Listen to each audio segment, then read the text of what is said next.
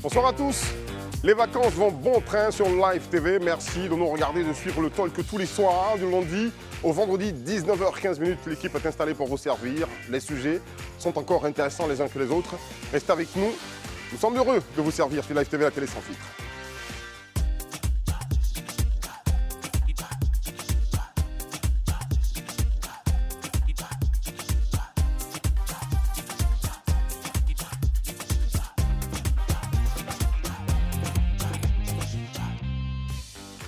Le talk, ce programme de vacances qui décortique tous les sujets d'actualité pour votre bonheur. Merci de nous regarder donc, sur les canaux 206, Bouquet Canal+, numéro 6 TNT, de nous suivre sur les réseaux sociaux en partageant le direct et en le commentant. Surtout mon équipe de choc, elle est toujours là. Isabelle Vauvor. Bonsoir Eric, bonsoir à la team et bonsoir chez vous. Barry Abdourahmane. Bonsoir Eric, bonsoir à toute la team et bonsoir à tous. D'accord, heureux de te retrouver. Désiré Denéo. Coucou Eric. Ça va bien? Bonsoir aux téléspectateurs. Super. Ça va. Super. Alors, Herman Aboa. Bonsoir Eric, bonsoir chez vous, Ouais. bonsoir ma team. Bonsoir à toute la team, bonsoir à vous qui nous regardez, qui prenez note et qui commentez bien sûr sur les réseaux sociaux, donc le direct. Nous allons démarrer tout de suite avec le premier sujet, c'est un point culturel. On y va. Point culturel, Sublime Côte d'Ivoire, la feuille de route du gouvernement donc, pour relancer le tourisme donc, en Côte d'Ivoire, connaît son premier partenariat, donc signature imminente de ce partenariat entre la Côte d'Ivoire et l'Olympique de Marseille. Le Rwanda l'a fait avec Arsenal et le Paris Saint-Germain. La Côte d'Ivoire est sur le point de le faire avec l'ancien club de Didier Drogba, l'Olympique de Marseille. Quel intérêt y a-t-il derrière cette action désirée? Question, il faut se demander. Moi, je suis supporter de Marseille, mais déjà, Ouais. je trouve que ce partenariat n'apportera rien au football ivoirien. Direct. D'entame, peut-être je vais laisser les autres s'exprimer le temps de revenir. D'accord. Déjà, toi, tu vises tout. tout de suite l'intérêt du football ivoirien Oui. et tu conclus que ce partenariat n'apportera rien au football ivoirien. En tout cas, à mon sens, je ne vois pas ce que ça va apporter au football ivoirien. Déjà que le montant du deal est resté confidentiel, il y a pas mal de choses à dire. D'accord. J'attends que les autres se prononcent. D'accord. Pour le moment, on ne sait pas si l'Office national du tourisme ou bien le ministère du tourisme doit financer le football ivoirien. On ne sait pas. Mais Herman Aboa. Ben, moi, pour une fois, je donne un vrai point au gouvernement.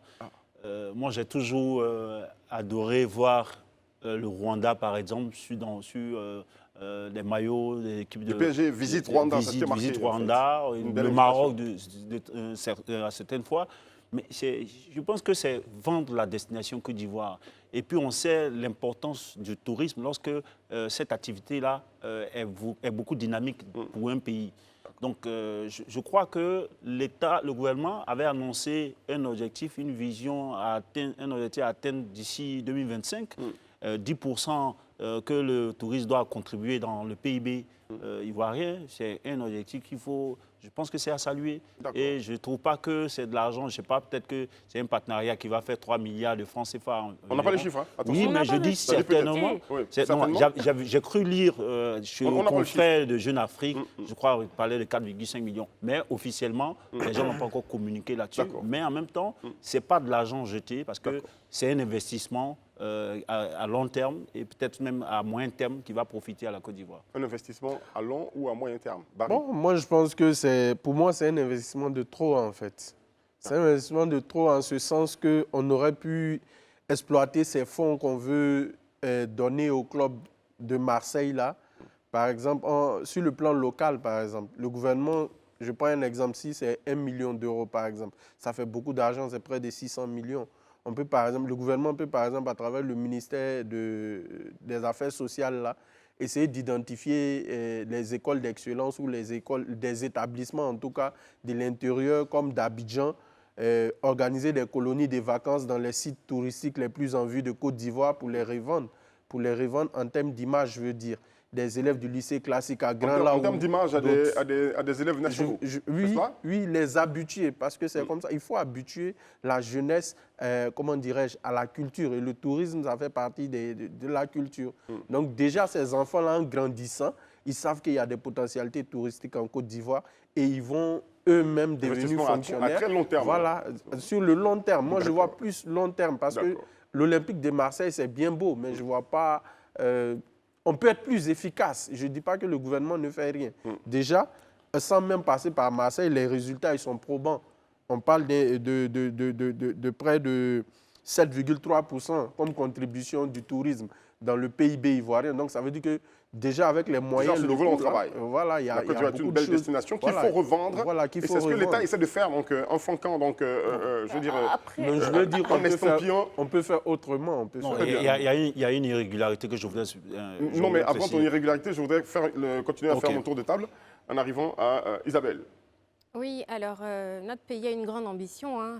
C'est vraiment de pouvoir vendre ce qu'on appelle la sublime Côte d'Ivoire, voilà, à l'international. Il faut savoir que notre pays va accueillir la CAN l'année prochaine, qu'on va être la vitrine vraiment du monde entier. Et je pense que ça fait partie donc des différents axes et surtout c'est un gros coup de com en fait qu'on fait sur la Côte d'Ivoire et une grande visibilité qu'on attire à travers donc ces stars du football français. Il faut savoir aussi qu'au niveau de l'Olympique de Marseille, on a nos stars ivoiriennes qui ont également évolué là-bas. On a Basile Boli qui lui-même est un dirigeant de l'OM.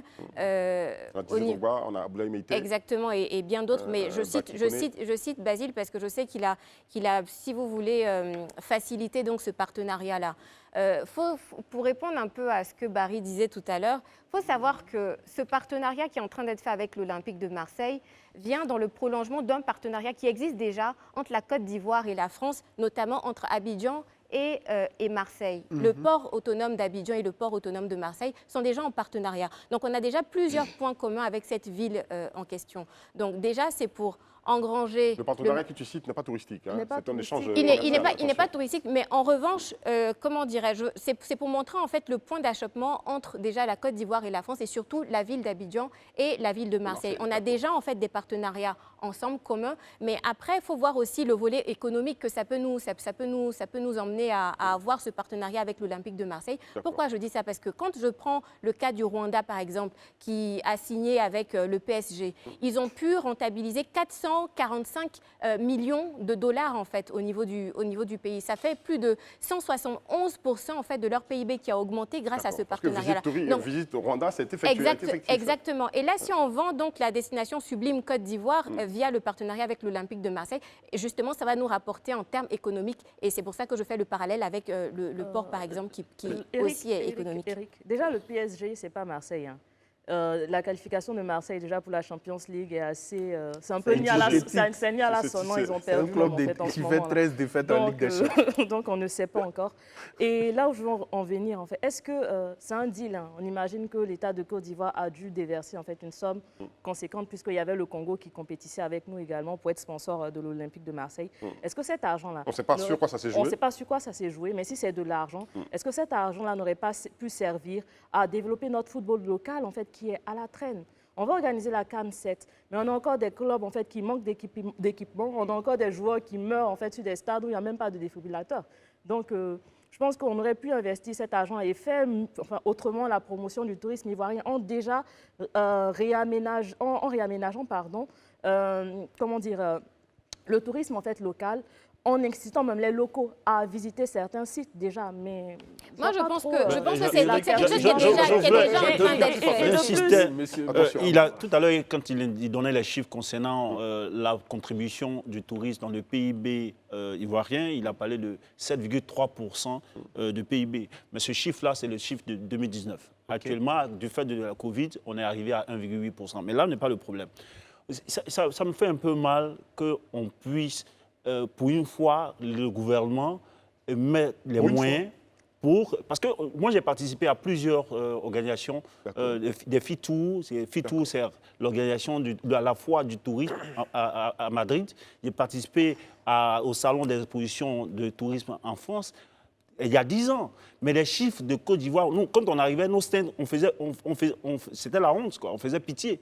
On sentait qu'il n'y avait pas une véritable politique pour dynamiser nos tourismes. Il Il n'y avait rien à revendre. Oui, mais quand tu partais, le Rwanda, je dis le Rwanda, c'était le Rwanda en 2010, vous voyez ce que c'est.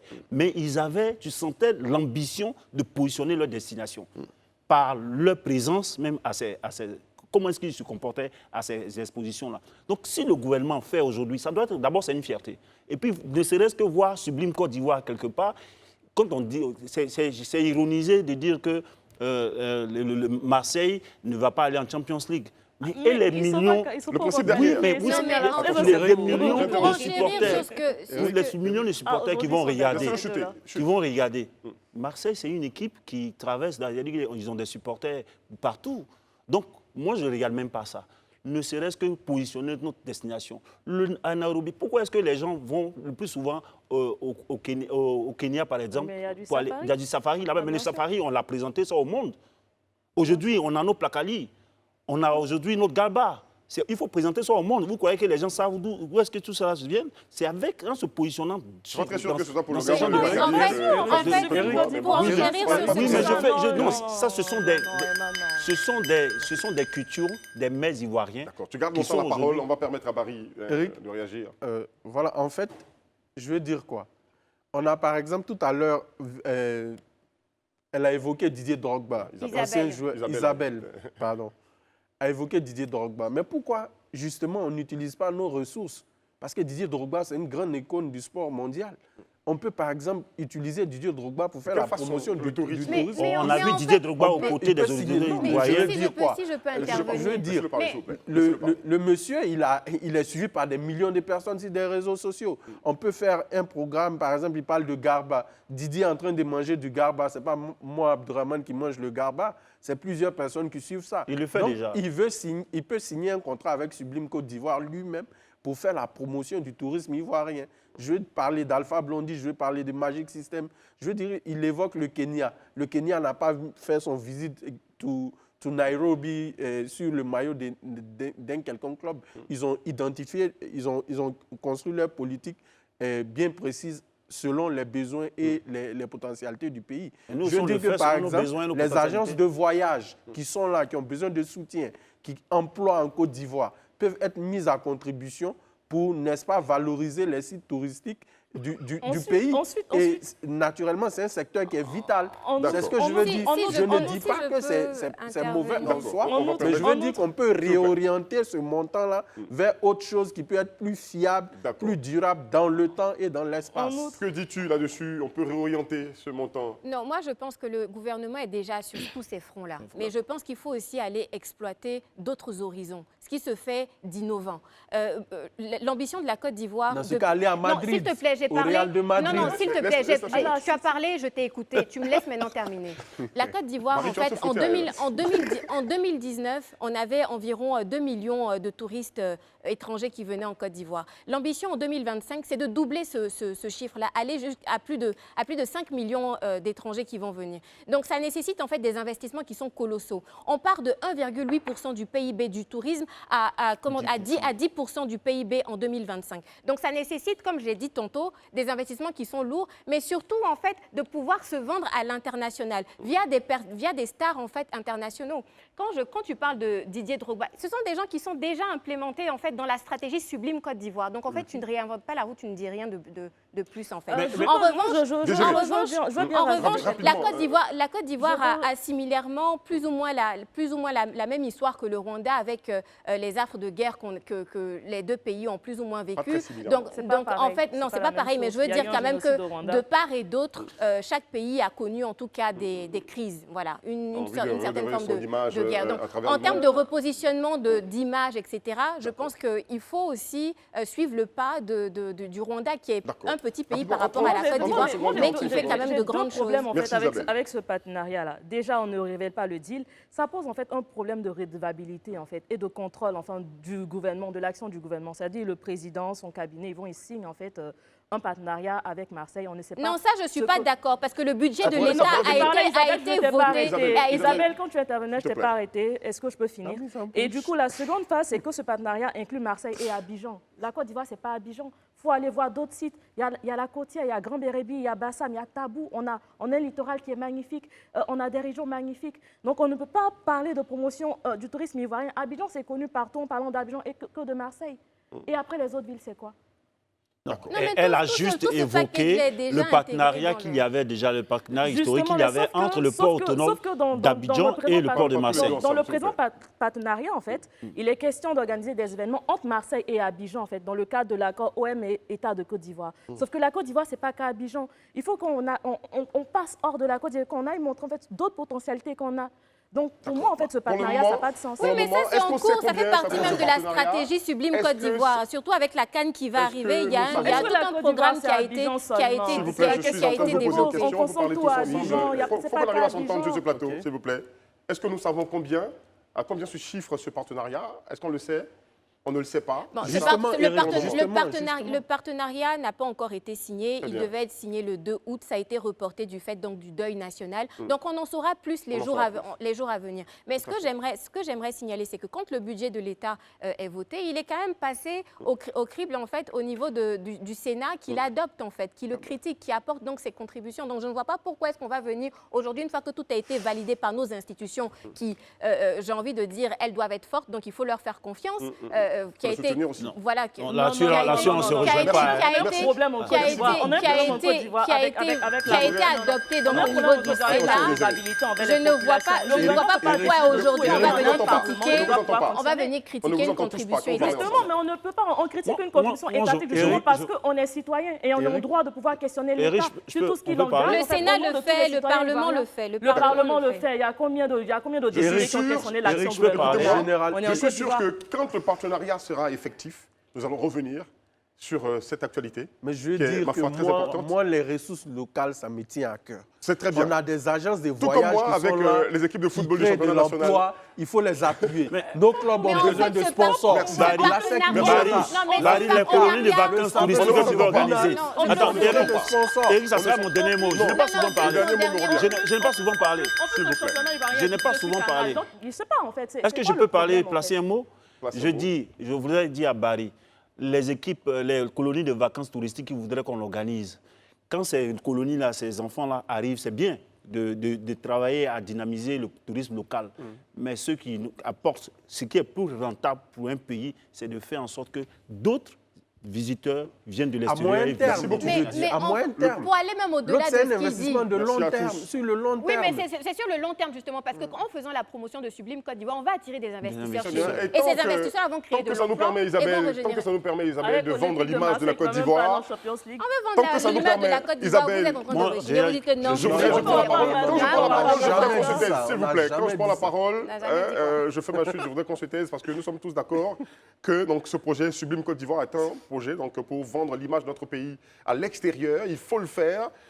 Tant que ça coûte si ça coûte les yeux de la tête, tant que c'est effectif et que ça nous rapporte ça, développe notre tourisme, je pense qu'il faut y aller. Il faut y aller. Nous, on vous soutient, mais bon, pensez de temps en temps donc, à nos équipes du championnat national. Pourquoi pas, le ministère du Tourisme pourrait utiliser les maillots de l'Africa Sport, de la SEC. Ça aussi, c'est possible. Il faut ajouter quelque chose dessus, en fait. Voilà. Merci à tous. Voilà. Prochain sujet. Non, je ne suis pas d'accord. Le chiffre parce du que jour. tu On as- va revenir là-dessus. Tu as donné Prochain ton sujet. avis sur un Prochain sujet qui, sujet, normalement... le chiffre du jour. Et le chiffre du jour émane de l'éducation nationale. Le taux d'analphabétisme est estimé à 47% en Côte d'Ivoire. Ce taux reste très élevé donc chez les femmes. Faut-il tirer sur la sonnette d'alarme? Quand j'ai terminé par chez les femmes, on va se dire que je pose la question tout de suite.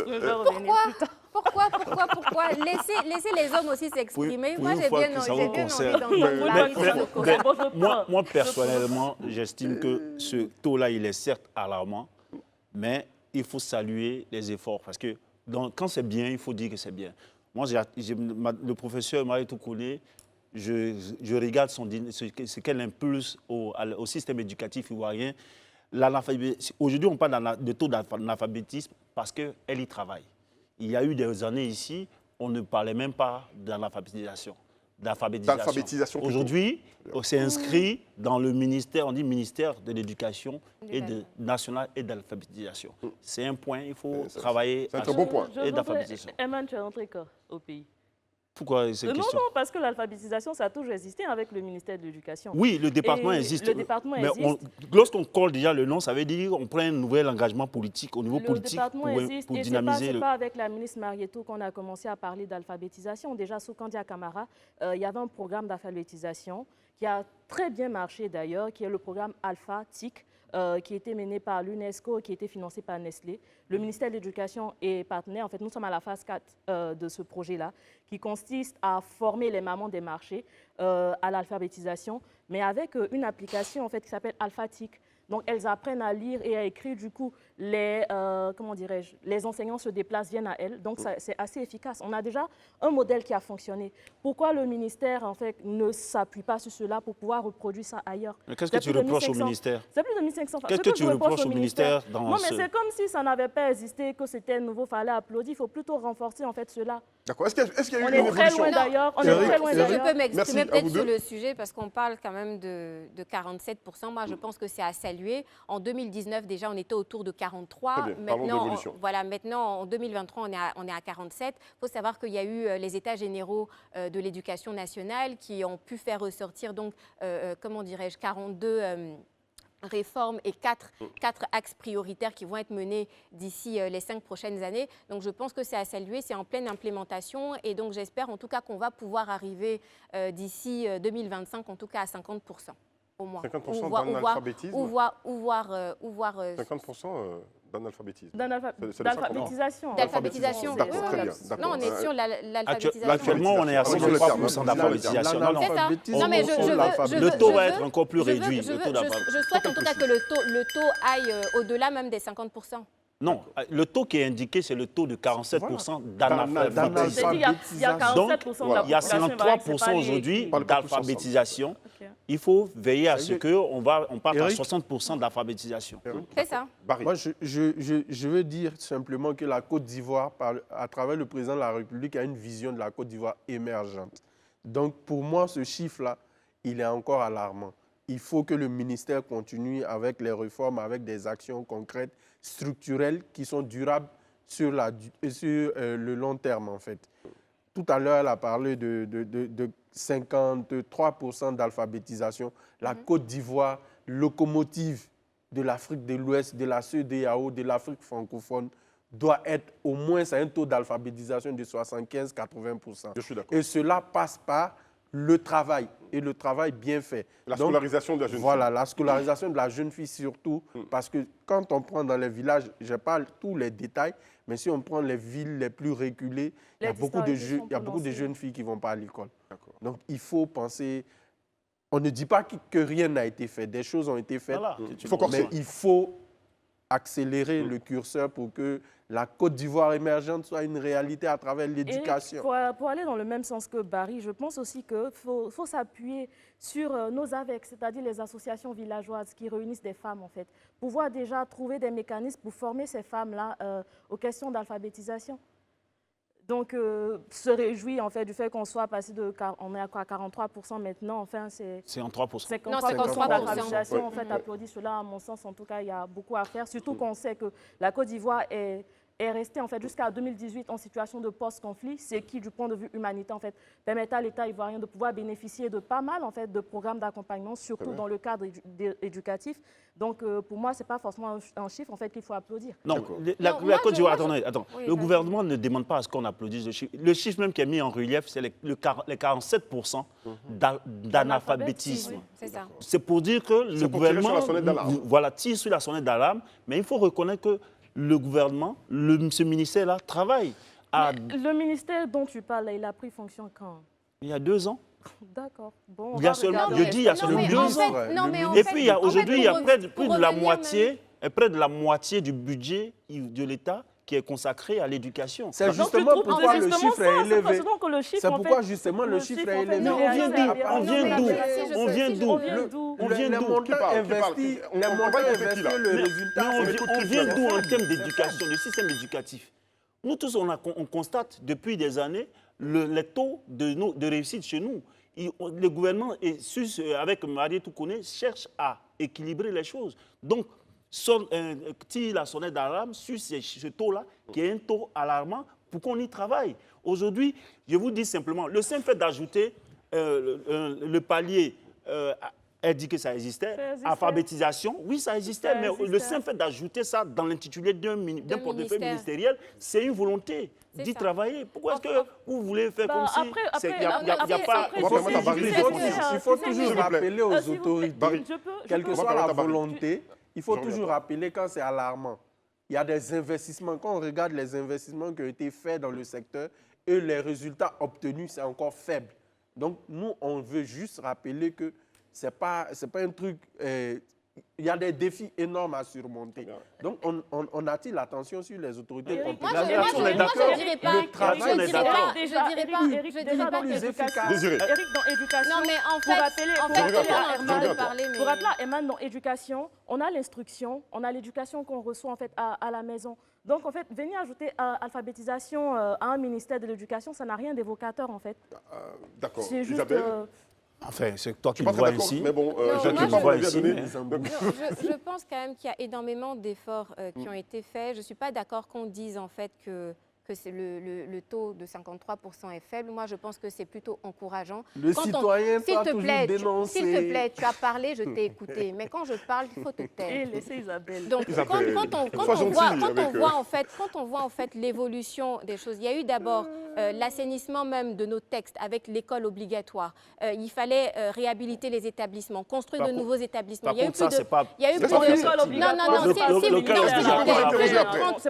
de 30 000 classes Laissez Isabelle parler, s'il vous qui ont plaît. été construites. Il y avait le recrutement des enseignants parce qu'il n'y avait pas suffisamment d'enseignants. Il y avait ensuite la formation même des enseignants eux-mêmes. Donc il y a énormément de choses qui ont été faites et moi je pense que ce chiffre est à encourager. 53%, c'est à encourager. Désiré? On parle de, je sais pas, on parle l'école obligatoire en Côte d'Ivoire depuis longtemps. C'est pas sous le gouvernement Ouattara que c'est devenu obligatoire. C'est une chose qu'il faut rappeler. Et le droit à l'éducation, il est fondamental. Et selon en fait la Déclaration des Nations Unies, la Charte des droits de l'homme, l'État doit garantir en fait le droit à l'éducation pour tout citoyen. Raison pour laquelle tout citoyen, c'est pas que des enfants qui sont en âge en fait d'être scolarisés. Selon en fait en Côte d'Ivoire, c'est de 6 à 16 ans ou l'école obligatoire, mais c'est au-delà. C'est pour tous les citoyens parce que le droit à l'éducation, il est valable toute la vie. Raison pour laquelle il faut faire un travail énorme concernant l'alphabétisation.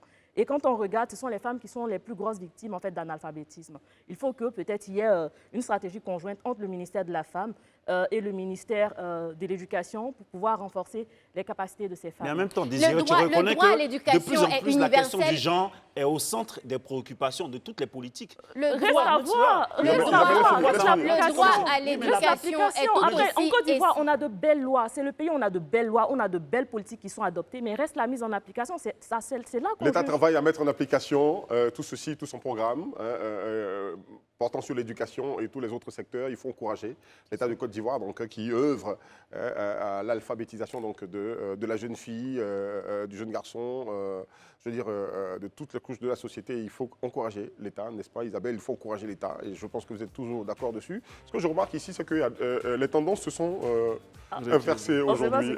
Les alliances, les désalliances d'hier sont les alliances d'aujourd'hui, mais bon, c'est de bon augure. Restez avec nous. On est heureux d'être de retour sur ce plateau du Talk. Merci de rester avec nous. On a vu vos commentaires, certains, sur les réseaux sociaux. Vous suivez et vous partagez aussi. On tient compte de vos commentaires. Continuez à les lâcher. On est avec vous, vous êtes avec nous. C'est comme ça qu'on fait les vacances dans cette interaction sur les réseaux sociaux. Et c'est le Talk qui se poursuit tout de suite avec l'info du jour. L'info du jour. La junte au pouvoir au Niger vient de former un nouveau gouvernement. Selon un décret du général Abdourahmane, je prononce bien, Tiani, le nouvel homme fort du pays, et l'information a été donnée par la télé nationale du pays, mercredi, dans la nuit du mercredi à jeudi. Alors, peut-on parler d'une assise du régime militaire malgré toutes les pressions, Herman Aboua? Bon, c'est une suite logique. Après la désignation d'un Premier ministre, la nomination d'un Premier ministre, le travail d'un Premier ministre est de former un gouvernement pour mettre des techniciens au travail. Moi, je vois qu'il y a 21 membres du gouvernement. La junte militaire s'organise, comme on l'a dit, pour gérer le pays. Et moi, je voudrais peut-être qu'on va revenir sur ce qui a été dit au Nigeria.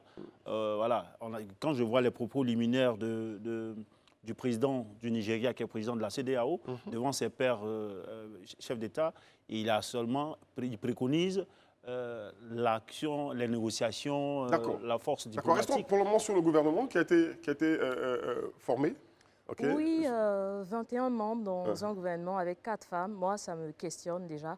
Et c'est la première fois qu'il n'y a pas de ministère de la femme dans un gouvernement au Niger. Et ça me choque, honnêtement, la composition de ce nouveau gouvernement. D'accord. Barry?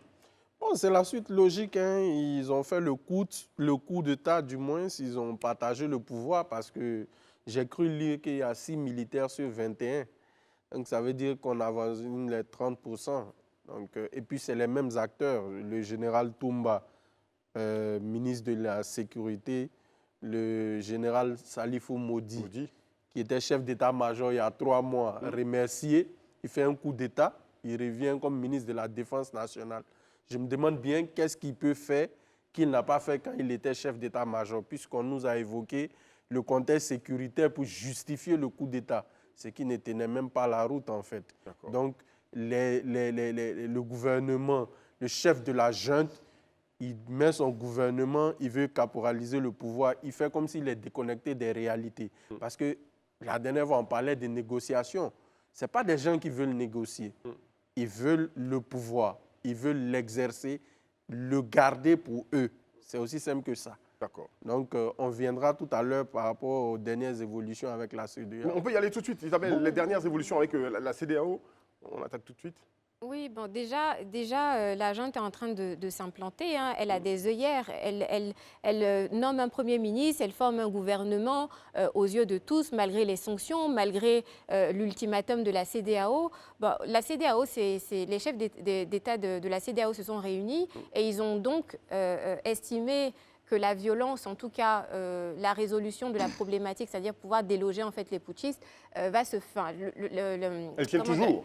Sauf que... Non, en fait, ce n'est pas que ça tient toujours. C'est-à-dire ils vont privilégier en fait la voie de la négociation et bien entendu, une intervention militaire pourrait se faire, mais vraiment au dernier ressort. Voilà ce qui Maintenant, on est au conditionnel. Je suis bien heureux que les chefs d'État ont compris, que la CEDEAO a compris que l'intervention militaire, c'était pas...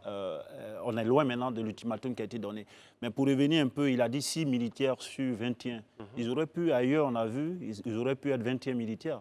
Ça veut dire que, comme on dit, ils sont en train d'asseoir leur pouvoir. C'est vrai, mais quand on dit qu'ils veulent caporaliser le pouvoir, je dis quoi? Ils ne sont pas fermés aux discussions. Moi, je pense que dans tous les cas, il faut penser aux populations nigériennes. Pourquoi est-ce que les gens ne s'interrogent pas sur pourquoi les populations nigériennes lorsqu'on voit les manifestations qu'on a suivies, sont apparemment pour ce putsch. Donc, il faut tenir compte de cela. Eric, je voudrais bien réjaillir. Déjà, en fait, avec les conclusions de ce sommet-là, moi, je pense que la CEDEAO, en fait, joue sa crédibilité et même sa survie à travers la crise nigérienne. Je pense qu'ils auraient pu déjà... Ils auraient pu attendre avant de brandir en fait l'argument de l'intervention. Parce que dans de l'ultimatum, aujourd'hui, on se retrouve avec 3 blocs au sein de la CEDEAO. Ceux qui veulent en fait qu'on intervienne, ceux qui ne veulent pas qu'on intervienne et ceux qui veulent en fait qu'on priorise la voie diplomatique. Donc de toutes les manières, qu'importe l'issue de cette crise nigérienne-là, la CEDEAO en fait jouera sa suivi. D'accord. Paris. Eric, moi je veux dire une chose. Un officier supérieur de l'armée, quand on sait ce que ça représente chez les militaires, qui viole son serment d'officier n'est plus digne de confiance pour moi. Il n'a plus d'engagement. Je m'explique. Il y a 3 juntes avant celle-ci. Le colonel Mamadi Doumbouya en Guinée a dit que le pouvoir ne l'intéresse pas. Il a signé un accord pour dire que la transition va durer 2 ans. Ça fait 8 mois. Sur les 10 points qui concernent la gestion de la transition, aucun point n'a été exécuté. Monsieur se promène à vélo à Conakry. Le colonel Assimi Goïta a promis qu'il n'allait pas se présenter quand il faisait son premier coup d'État en 2021. Aujourd'hui, il est au pouvoir. Il a taillé une constitution qui va lui permettre d'être candidat. Le capitaine Traoré, quand il prenait le pouvoir, a dit que le pouvoir ne l'intéressait pas. À sa dernière intervention, il nous dit que les élections, ce n'est pas pour demain.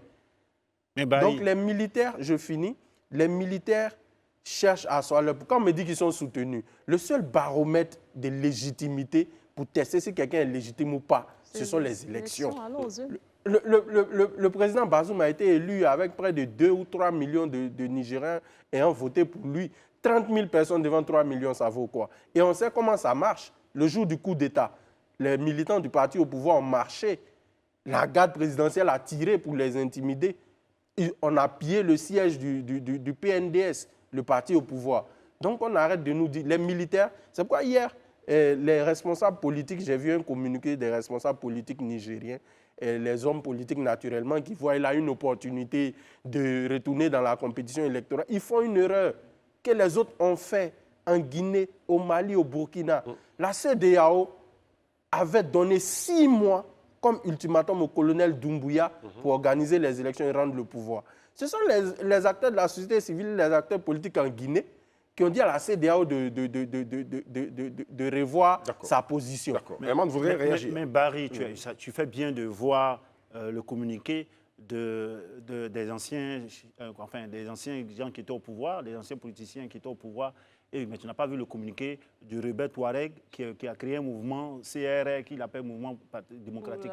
Mais autre chose que tu n'as pas voulu voir, pendant que tu donnes les bons exemples, le Burkina, le Mali, la Guinée et autres, les putschistes sont en train de se donner de beaux visages pour asseoir leur pouvoir. Mais pourquoi est-ce que la CEDEAO ne se rattrape pas sur la question de ces pays-là? La CEDEAO qui active aujourd'hui une force militaire en attente d'une intervention si jamais les négociations ne le font pas. Les autres, visiblement, sont en train d'asseoir et veulent conserver le pouvoir. Pourquoi est-ce que la CEDEAO ne se dit pas que j'ai oublié ces 3 pays-là, je vais aller intervenir? La CEDEAO n'a aucunement oublié ces 3 pays.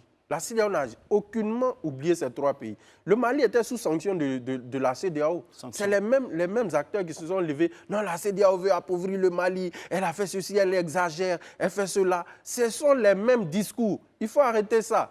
Les militaires, c'est pour les casernes. Mais il n'y a pas les hommes politiques aux actions politiques. Il n'y a pas encore d'ultimatum là-bas. D'accord. Moi, je Non, pense mais il y avait des ultimatums. Je pense que la question nigérienne est vraiment le coup d'État de trop en un intervalle de 5 ans quand on regarde en fait. Et aussi, il y a la question en fait géopolitique et géostratégique, l'enjeu que représente le Niger en Afrique de l'Ouest. Le Niger fait frontière avec l'Algérie. Il n'y a pas que l'espace en fait CEDEAO qui est menacé. Il y a aussi le Maghreb en fait. Il y a comment dirais-je, il y a l'Algérie, il y a la Libye, il y a le Tchad. Donc il y a le Nigeria aussi. Tous les pays, enfin presque tous les pays qui avoisinent le Niger sont au proie au terrorisme. Donc laisser perdurer un coup d'État, laisser perdurer un vide constitutionnel et même sécuritaire, c'est faire le nid. Donc quelle est la solution? La solution, moi, je dis, ma solution, c'est prioriser le dialogue, mais le plus rapidement possible, parce que intervenir militairement, ça va créer un chaos. Que va-t-il se passer si les putschistes au pouvoir restent sur leur position de ne recevoir personne? Déjà, ils ont déjà commencé à recevoir des interlocuteurs, même s'ils ont refusé certains interlocuteurs. Donc, il faut persister dans cette voie-là. Mais je pense aussi qu'il faut peut-être miser sur des femmes. Ce n'est pas parce que je suis une femme, mais on a quand même Lima Bowie au Libéria, qui est prix Nobel de la paix, qui a réussi à dialoguer avec des rebelles libériens. Donc, il y a aussi la pratique, qui est musulmane aussi, faut le rappeler. Donc, il peut être en fait une bonne médiatrice, en fait, ou même encore Hélène Johnson-Sirleaf. Et pourquoi ne pas voir à côté en Centrafrique avec Catherine Samba-Panza, qui a géré la transition? Mais ces femmes-là vont aller porter quel message? Si le message est le même que les hommes qui viennent pour négocier, pour vous parler, est le même, ça va donner le même non, ça peut changer, on peut jouer peut-être sur la sensibilité. Bon, Eric, le Niger... Bon, vas-y, Isabelle. Il est tout galant. Je suis galant, vas-y, c'est ma voisine de gauche. En fait, je rejoins en fait Désiré sur ce point-là parce que autant le message est important, mais autant celui qui porte le message est tout aussi important. Donc je pense que le choix de celui qui va aller faire la médiation, il faut qu'on prenne le temps de bien regarder qui ça va être, mais aussi le message doit être conciliant et surtout rassembleur, fédérateur. La sous-secrétaire d'État. Là, c'est Barry qui intervient. Pour éviter en fait qu'on s'enlise dans des guerres. Que le Niger a une histoire de coup d'État, de ses gardes présidentielles. Ça ne date pas d'aujourd'hui. Le coup d'État du général Kounché en 1974, son numéro 2, c'était le commandant de la garde présidentielle, le commandant Sanoussi Nassido. Ils se sont entretués après 2 ans, le gars a été exécuté. Le général Barré en 1999, c'est le commandant de sa garde présidentielle qui l'a abattu sur le tarmac de l'aéroport avec un 12-7. Wow. C'est connu. Et parmi les putschistes, là, il y en a qui étaient là en 99. Le général Modi, c'est un putschiste de 99. Il était là en 2010. Il est là encore en 2021. Ça fait 20 ans qu'il est dans les putschs. Il va changer quoi réellement? Il faut que les militaires acceptent. Tout à l'heure, Herman a parlé du Touareg qui a fait le communiqué. Mais justement, les militaires ne savent pas dans quoi ils se mettent. Le pays vit sous des équilibres. C'est-à-dire qu'il y a des équilibres régionaux qu'il faut respecter. Le président Bazoum représente une minorité au Niger. Pour la première fois, on a une minorité représentant l'exécutif. Deux ans après, des gens se lèvent pour lui faire un coup d'État sans raison, alors que ce sont eux qui manageaient les forces armées nigériennes. Donc, je veux dire quoi? Quand on dit que le président n'arrive pas à gérer, n'arrive pas à exécuter une bonne gouvernance sécuritaire, qui sont ceux qui menaient les opérations sur le terrain? C'est les mêmes qui ont fait le coup d'État. Donc, ils font de l'autoflagellation. Ils veulent juste le pouvoir. La seule solution que je préconise, la CEDEAO a voulu discuter. Les gens ne veulent pas discuter. Ceux-là, ils comprennent le discours martial. Il faut que la CEDEAO actionne la force militaire. Quand on entend Barry, on a l'impression qu'il doit porter un treillis de main et puis lui-même être à la tête du peloton pour aller intervenir. Et heureusement d'ailleurs que les chefs d'État ne sont pas dans le même sens que lui aujourd'hui. Ce qu'on retient, c'est que la CEDEAO a décidé de négocier, même si elle dit activer la force militaire. Ça veut tout dire. Non, elle négocie. C'est ce que nous a préconisé.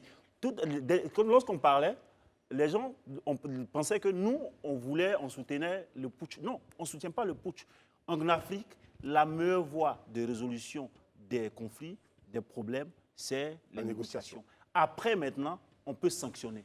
On ne peut pas aller dire qu'on sanctionne. Ça dépend du contexte. Disait que la CEDEAO joue sa crédibilité. Et puis, effectivement, la CEDEAO joue sa crédibilité sur cette question.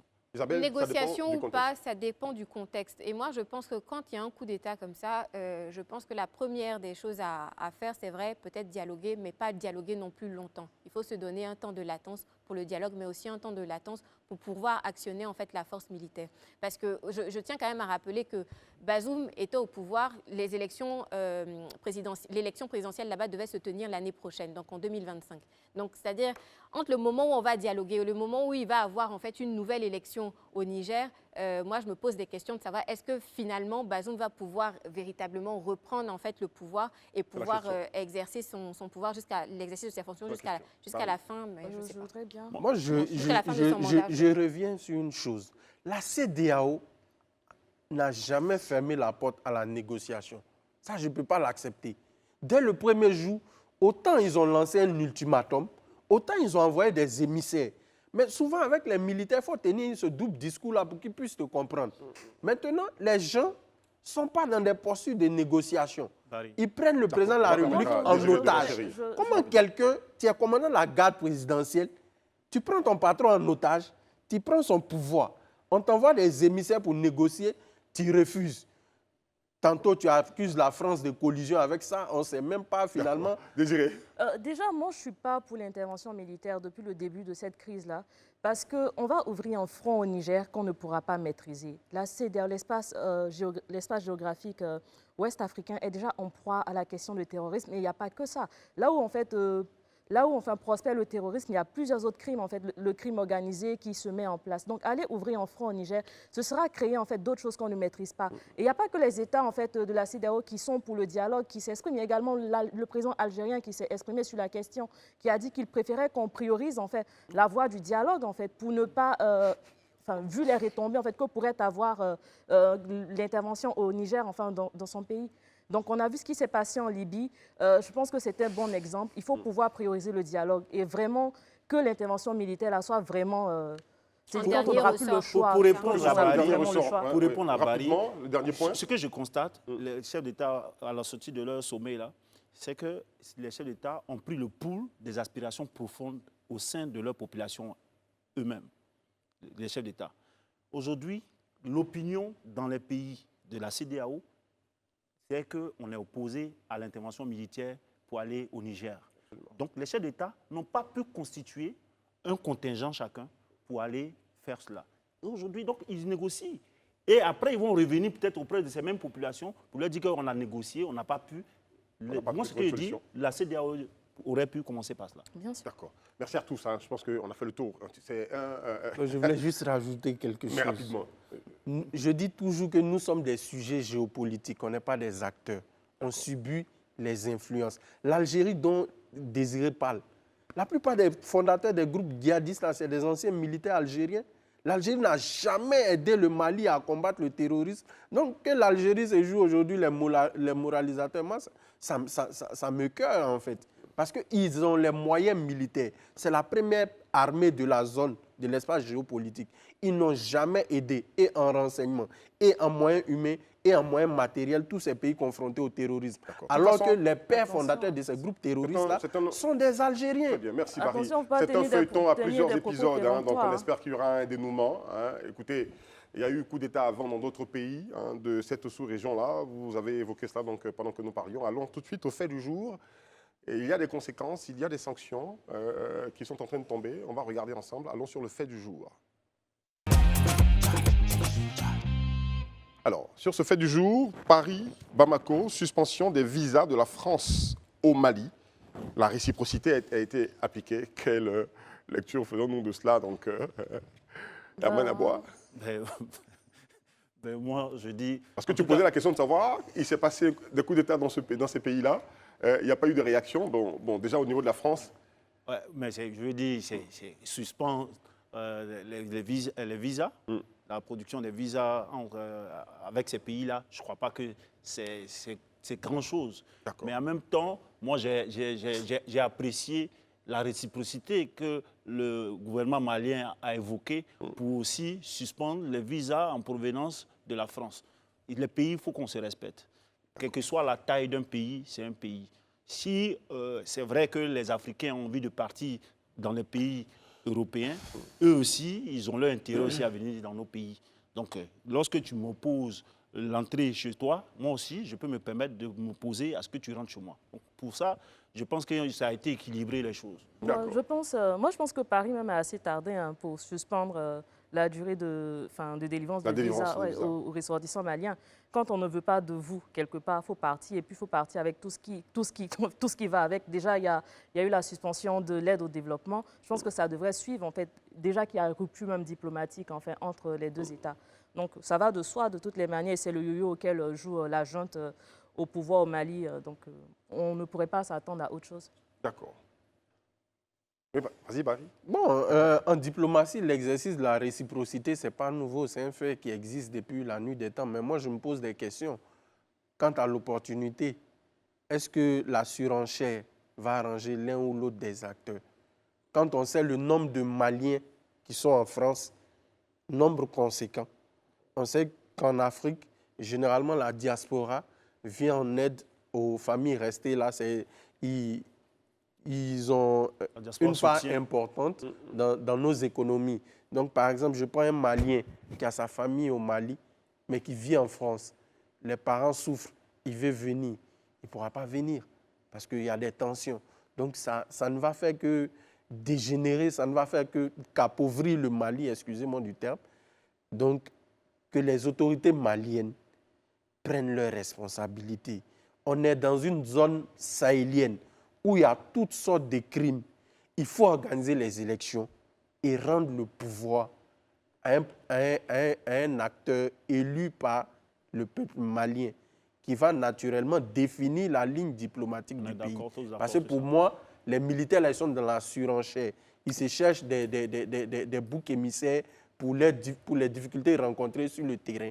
C'est aussi simple quand on entend Barry parler, c'est comme si lorsqu'il y a un gouvernement, les gouvernements civils sont exemples de reproches. Les gouvernements civils, ils sont aussi souvent des gouvernements corrompus. Donc pourquoi est-ce que le gouvernement militaire, c'est vrai que ça fait peur, mais pourquoi est-ce que tu ne fais pas ressortir l'aspect où les gouvernements civils sont aussi sujets à enfin, à des mauvaises pratiques. En fait, moi, je voulais juste Eric. revenir sur la question de la part de la diaspora malienne. En fait, déjà en 2019, la diaspora malienne représentait 7% quand même du PIB malien, c'est pas rien. Donc, j'espère que ce n'est pas en fait sous coup d'émotion que la junte malienne a réagi, parce que C'est ça met justement sous le coup de l'émotion. en fait, ça va mettre vraiment à mal Donc, pour l'économie vous, malienne. D'accord. les gens disent, les Français demandent à ce que les Maliens ils suspendent leur visa. Mais ce sont les Maliens qui ont été les premiers donc, à chasser les Français. donc les Maliens ne devaient pas réagir. Non, ce sont les Maliens qui ont été les On premiers. est dans le cas du visa. Oui, mais de toutes les manières, c'est une réciprocité. On ne pouvait pas attendre autre chose. Donc, on du va régime dire de quoi? On va Goïta. dire qui a commencé, c'est ça? Ben, je ne dis pas ça, mais je dis, Eric, pour Oui, Barry. moi, la junte est dans une diplomatie de l'émotion. D'accord. C'est-à-dire que pour se donner de la contenance sur le plan diplomatique, elle applique la réciprocité. Mais au fond, on sait que ceux qui vont le plus en pâtir, je suis désolé, ce sont les populations maliennes. Clair. Donc, quand il dit surtout que que... nous en J'ai pensons donc jamais de dit cette que le rentrée scolaire gouvernement estudiantine. civil était parfait. D'accord. C'est impossible. Très bien. Mais l'exercice du pouvoir dans la cité, il y a ceux qui sont chargés de gérer la cité, D'accord. qui sont les acteurs politiques. Il y a ceux qui sont chargés de défendre la cité. Ce sont les militaires, les gendarmes, comme on le dit. Et Platon avait déjà édifié les gens depuis l'Antiquité. Les gendarmes doivent utiliser leurs armes pour défendre l'intégrité du territoire.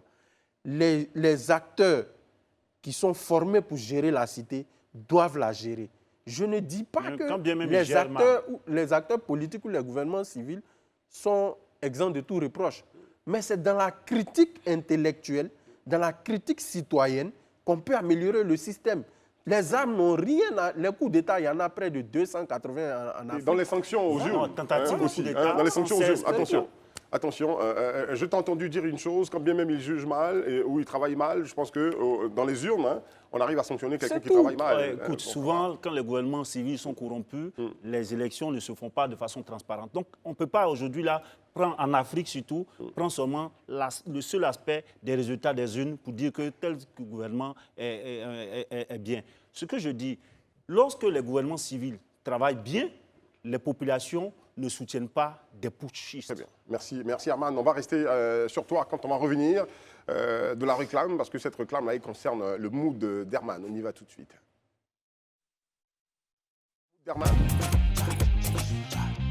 Mood d'Herman. Aujourd'hui, je parle de l'orpaillage clandestin, ce tueur en or massif. D'accord. Voilà. La ruée vers l'or ces dernières années n'est pas que réservée aux entreprises minières légalement constituées qui ont obtenu un permis d'exploitation sur des parcelles bien définies.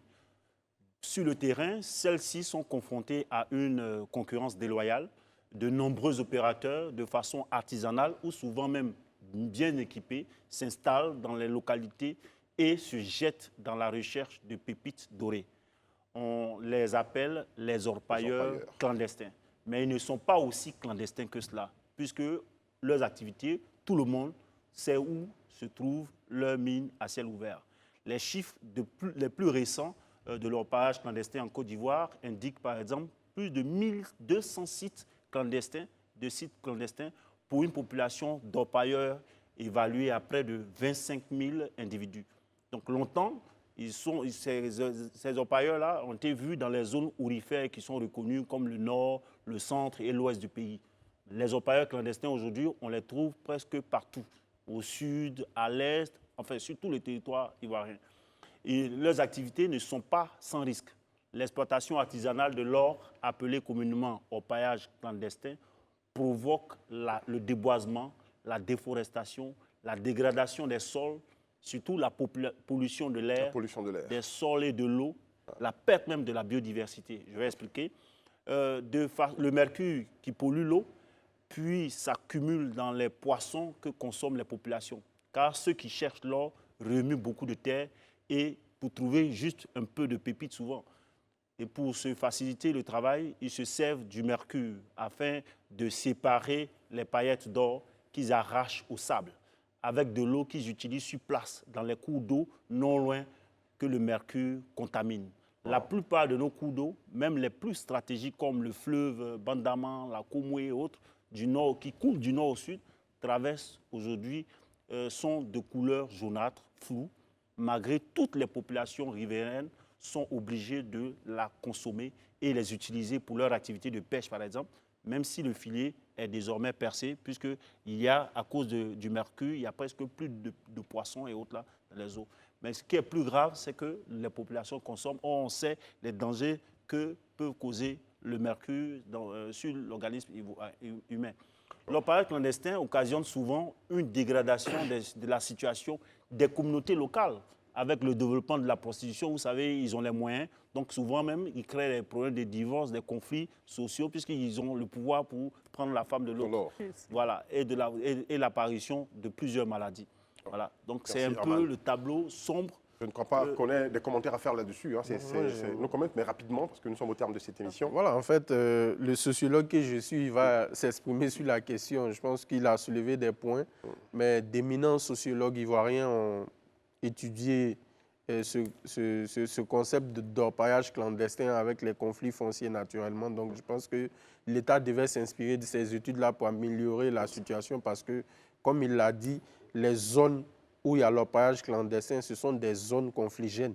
Il y a toutes sortes de crimes, de trafic de drogue, de la prostitution, le viol, le trafic d'enfants. Et ce n'est pas que propre à la Côte d'Ivoire. C'est une situation qui menace toute la sous-région ouest africaine. On parle de terrorisme. Mais ça, c'est un autre fléau. Si on n'y prend pas garde, ce sont les futures zones chaudes de conflit. Merci Barry, merci à vous tous, Herman, Isabelle, Désiré, merci à vous tous donc, pour vos interventions. On a pris plaisir à vous servir cette émission, chers amis téléspectateurs, et on prendra plaisir à revenir encore demain, même heure 19h15 sur Live TV, la télé sans filtre. Au revoir. Merci. Shalom.